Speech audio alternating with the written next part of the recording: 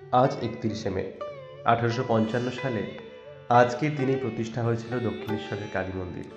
প্রতিষ্ঠা করেছিলেন লোকমাতা রানী রাসমণি দেবী। স্বপ্নাদেশ পাওয়ার পর রানী রাসমণি কাশী যাত্রা বাতিল করে মন্দির নির্মাণের তোড়জোড় শুরু করেন।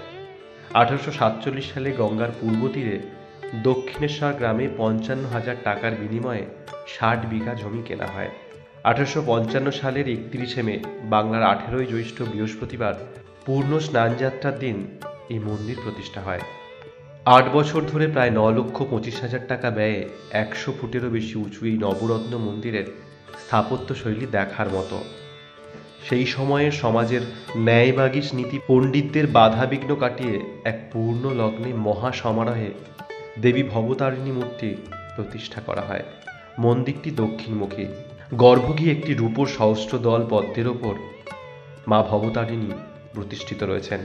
শাক্ত, বৈষ্ণব, শৈব এসব বিবাদ বিরোধের মাঝেই সমন্বয় ভাবনা ও বিবাদ বিসংবাদের ঊর্ধ্বে সংহতির এক মূর্ত প্রতীক হল দক্ষিণেশ্বরের ভবতারিণী কালী মন্দির।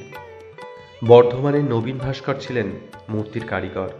এখানে নিত্য পুজো ও নিত্য নৈবেদ্যের ব্যবস্থা রয়েছে।